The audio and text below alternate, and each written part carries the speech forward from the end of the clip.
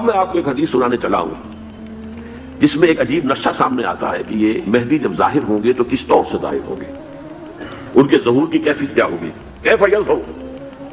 یہ روایت ہے حضرت ام سلمہ سے رضی اللہ تعالی عنہا، حضور کی زوجہ محترمہ ہے، فرماتی ہیں ام سلمہ عن النبی صلی اللہ علیہ وسلم قال یکون اختلاف عند موت خلیفۃ۔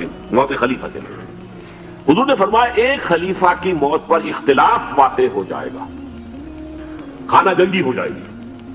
فَيَخْرُجُ رَجُلٌ مِنْ أَهْلِ الْمَدِينَةِ هَارِبًا إِلَى مَكَّةَ، پھر مدینے کے لوگوں میں سے ایک شخص نکلے گا، بھاگے گا اور جا کر پناہ لے گا اور چھپ جائے گا مکے میں۔ فَيَأْتِيهِ نَاسٌ مِنْ أَهْلِ مَكَّةَ، پھر اس کے پاس آئیں گے اہل مکہ، مکہ کے لوگ، فَيُخْرِجُونَهُ، اور اسے نکالیں گے، جہاں وہ چھپے ہوئے ہوں گے وہاں سے نکالیں گے۔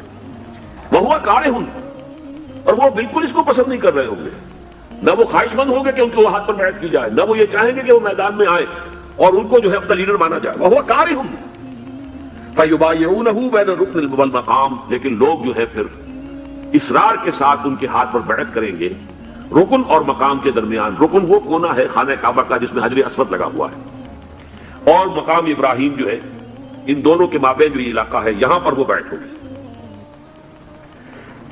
وَيُبْعَثُ إِلَيْهِ بَعْثٌ مِنَ الشَّامِ، ان کے خلاف ایک لشکر بھیجا جائے گا شام سے۔ نہیں کہا جا سکتا کہ باسی حکومت اس وقت کی جو ہے اس کی طرف سے کوئی مسئلہ اس طرح کا اٹھ کھڑا ہو، اس لیے کہ ابھی تو بہرحال باسی حکومت وہاں ہے۔ فَيُخْسَفُ بِهِمْ بِالْبَيْضَاءِ بَيْنَ مَكَّةَ وَالْمَدِينَةِ، لیکن اللہ تعالیٰ اس لشکر کو مکے اور مدینے کے درمیان وادی بیضاء میں دھسا دے گا زمین کے اندر، پورے کے پورے لشکر کو۔ فَإِذَا رَأَى النَّاسُ ذَلِكَ، جب لوگ یہ دیکھیں گے اتنی بڑی نشانی ظاہر ہو گئی، أَتَاهُ أَبْدَالُ الشَّامِ وَعَصَائِبٌ مِنَ الْعِرَاقِ فَيُبَايِعُونَهُ، اب شام سے سارے کے سارے جو اولیاء اللہ ہیں وہ بھی آئیں گے، اور عراق سے جوق در جوق لوگ آئیں گے اور ان سے بیعت کریں گے۔ وَيَعْمَلُ فِي النَّاسِ بِسُنَّةِ نَبِيِّهِمْ، پھر وہ عمل کریں گے لوگوں کے مابین، حکومت کریں گے اپنے نبی کی سنت کے مطابق۔ وَيُلْقِي الْإِسْلَامُ بِجَنَانِهِ، اور اسلام اپنی گردن زمین پر ٹکا دے گا۔ وَالْأَرْضَ، فی الارض، زمین میں۔ فَيَلْبَسُ 7 سنین، پھر وہ 70 برس تک حکمران رہیں گے، 7 برس تک حکمران رہیں گے۔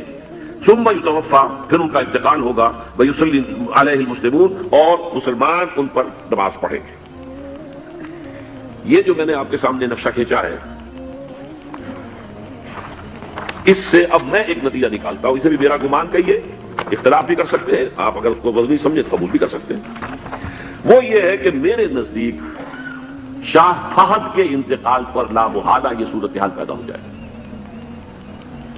ولی عہد وہاں ہے عبداللہ بن عبدالعزیز، امریکہ کو وہ پسند نہیں کرتے اور امریکہ انہیں پسند نہیں کرتا، یہ بالکل تشخص بام ہے۔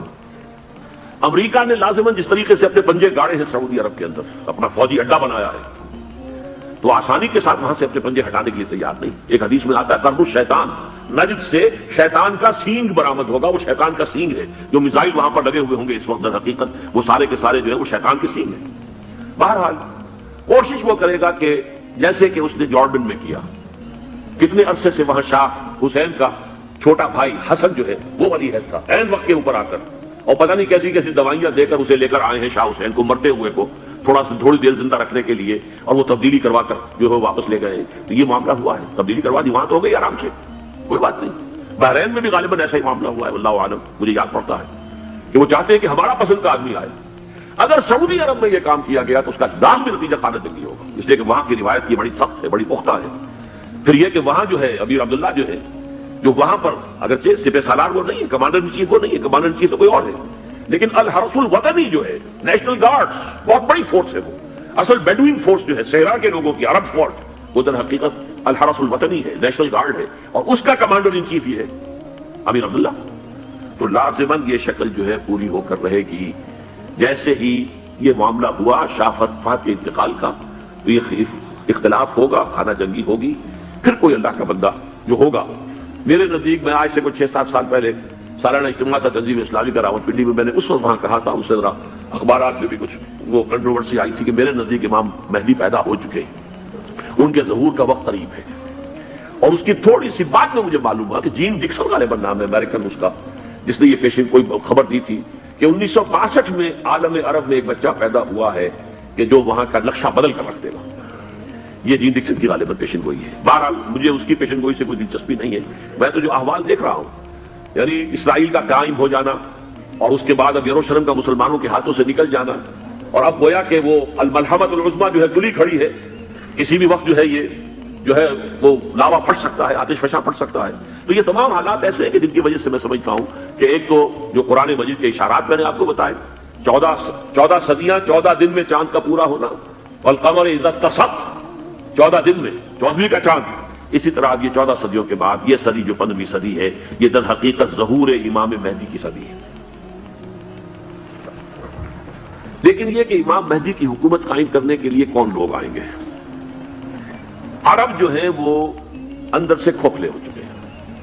عیاشی نے, دولت نے, پیسے نے, دولت پیسہ عیاشی اس کی وجہ سے کھوکھلے ہو چکے. یہاں میں آپ کو 2 حدیثیں سنانا چاہتا ہوں. بہت سے ہو گئے, آپ اطمینان سے تشریف رکھیے.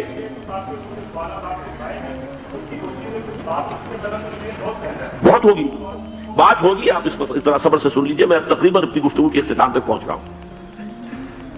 سنن ابن ماجہ کی روایت ہے حضرت ابو ہریرہ سے رضی اللہ تعالی عنہ قال قال رسول اللہ صلی اللہ علیہ وسلم اذا وقعت الملاحم بعث اللہ بعثا من الموالی هم اکرم العرب فرسا واجودهم سلاحا یؤید اللہ بهم الدین. رواہ ابن ماجہ عن ابی ہریرہ رضی اللہ تعالی عنہ. جب ملاحم کا دور شروع ہوگا تو اللہ تعالیٰ اٹھائے گا ایک لشکر یا لشکروں پر لشکر موالی میں سے. موالی کون ہے؟ عربوں نے جب فتح کیا تھا اس پورے علاقے کو خلافت راشدہ کے دوران, اور پھر وہ لوگ جو ہے ایک رائے تو یہ تھی کہ انہیں غلام بنایا جائے ساری آبادیوں کو, لیکن یہ کہ حضرت عمر کا اجتہاد تھا, اس کے مطابق ان کو غلام نہیں بنایا گیا, تو وہ موالی کی حیثیت رکھتے تھے. عربوں میں دم نہیں ہے, موالی میں سے لشکر اٹھیں گے کہ جو در حقیقت حضرت مہدی کی حکومت کو قائم کریں گے.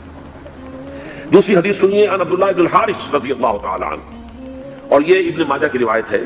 قال قال رسول اللہ صلی اللہ علیہ وسلم یخرج الناس من المشرق فیوتئون للمہدی علی سلطانہ. لشکر نکلیں گے, لوگ آئیں گے مشرق سے, اور وہ حضرت مہدی کی حکومت کو جمائیں گے اور قائم کریں گے.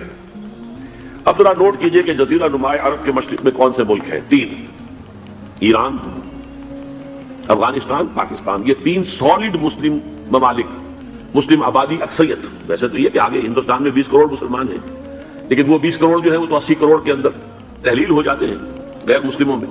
لیکن یہاں جو معاملہ ہے یہ خالص اکثریت کا. ان میں سے ایران کا معاملہ جہاں تک ہے نمبر 1 یہ کہ وہ شیعہ عقائد کے حصار میں بند ہے, اس سے ادھر ادھر ہونا اس کے لیے ممکن نہیں.